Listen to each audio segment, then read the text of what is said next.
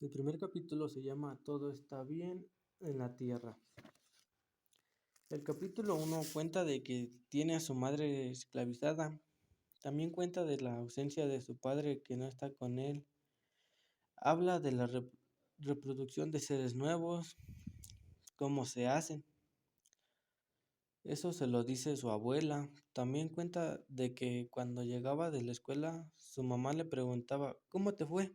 Y el hijo le decía, bien, normal. Sus dos palabras de siempre. Incluso hay una hoja donde dice que cuando tenía interacción con una dama, por su mente pasaba a tener relaciones sexuales. El segundo capítulo se llama De noche los salmones.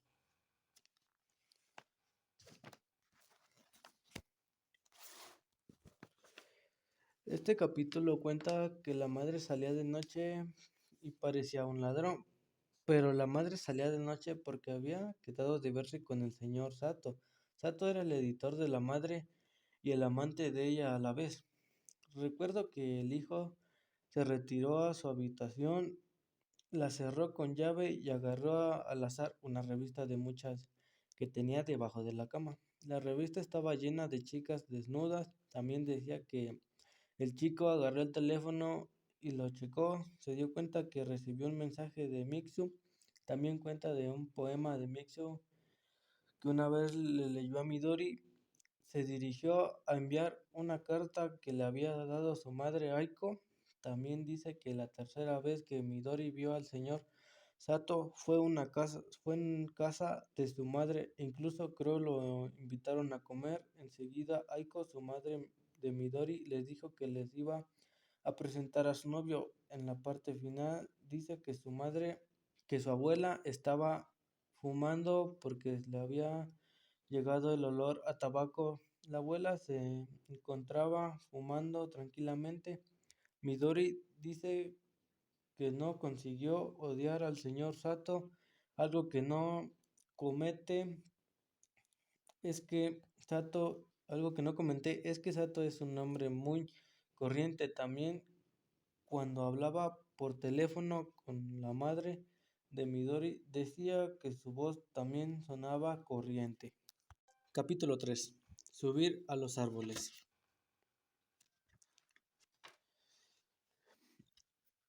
Comienza diciendo que se va a comprar ropa de mujer.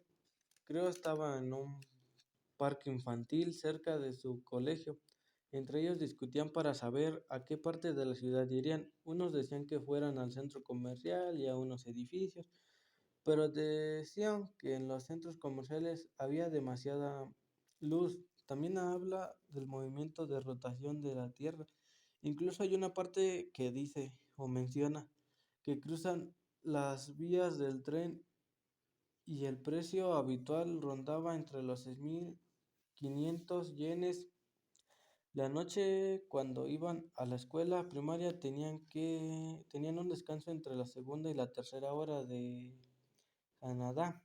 También habla de un camarero joven quien les depositó frente a ellos una bandeja que traía unas empanadillas y arroz.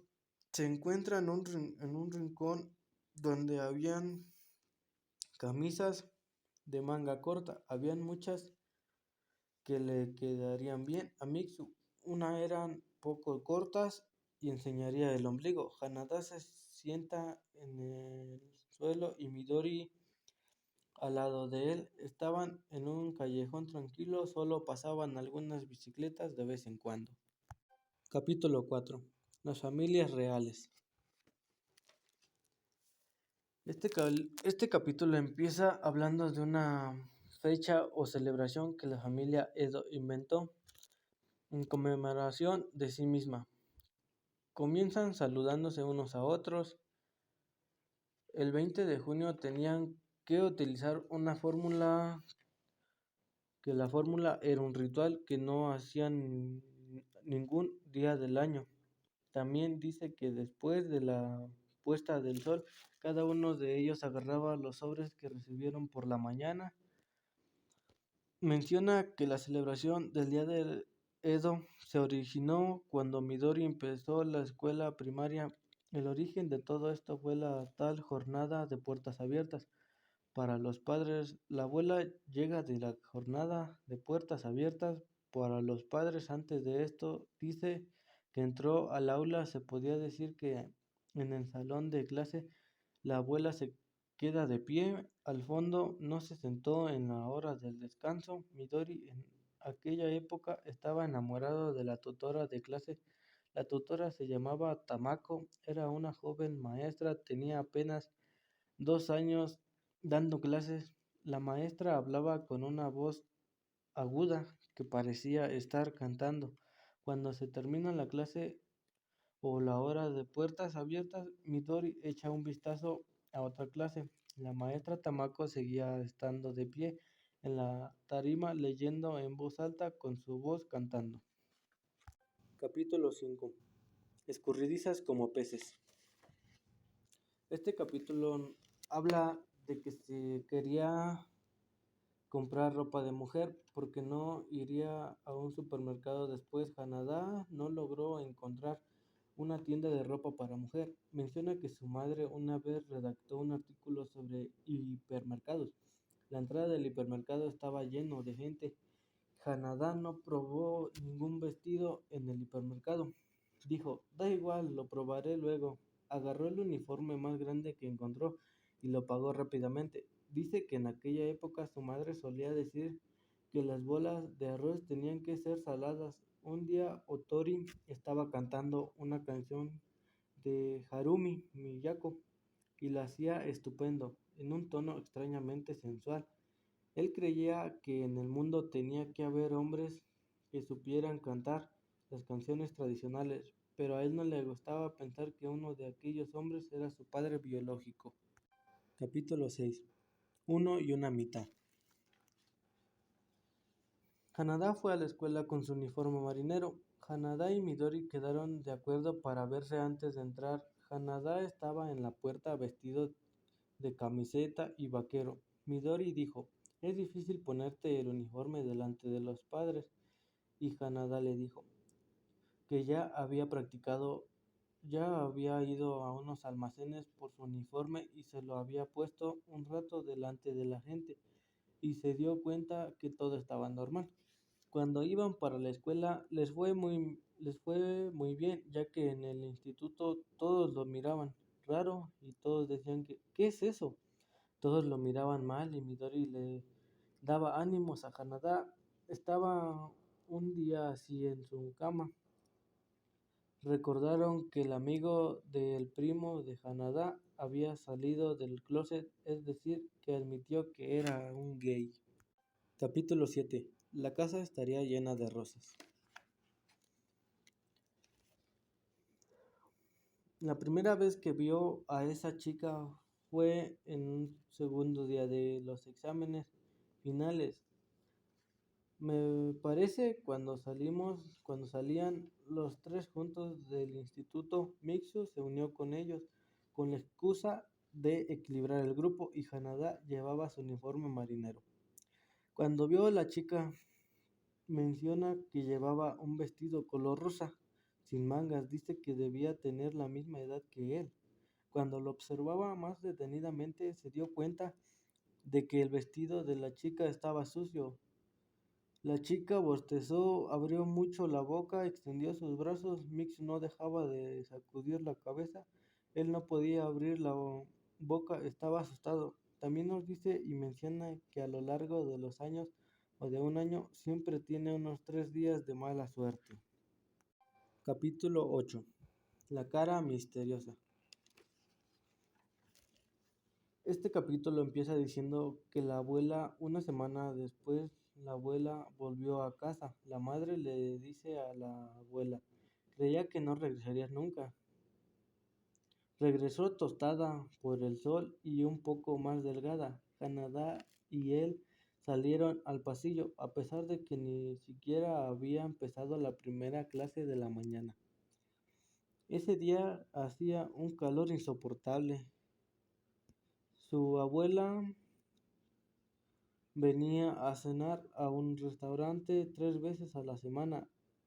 Un barco pesquero venía hacia nosotros, se acercó al dique, avanzó por el estrecho canal y entró en el puerto. Menciona una isla de Ojica, donde vivía una familia, la familia de Hanadá. Se encontraban en el extremo meridional de Hirado.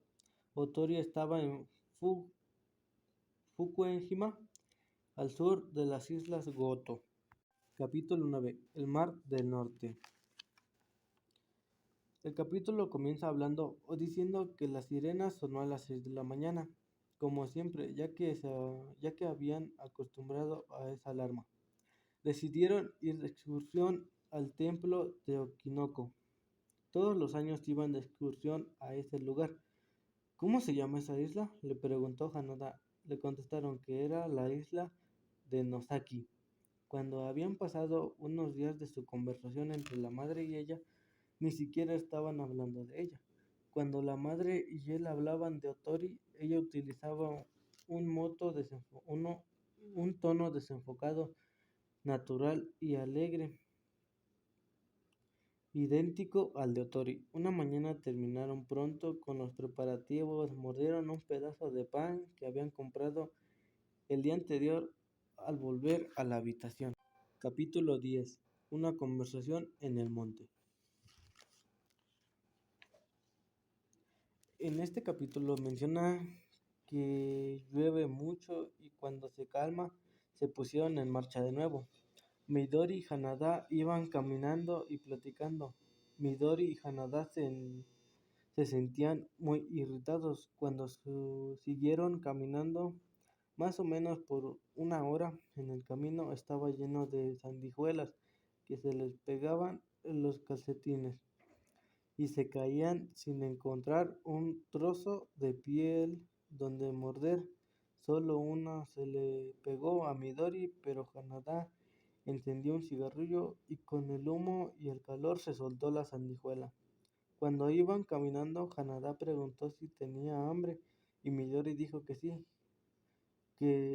que sí, así que se sentaron y se pusieron a destapar los envoltorios y la comida. Capítulo 11. Pieza de circunstancia.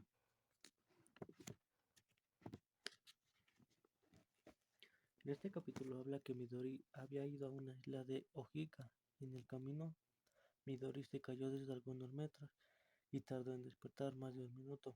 Y al recuperar la memoria, Midori dijo que eran agujeros y que estaba debilitada la tierra por los ciervos que la habían removido. Para mordisquear las hojas, cuando Midori recobró el conocimiento, Hanada lo llevó a cuestas hasta el embarcadero y cogieron un refri.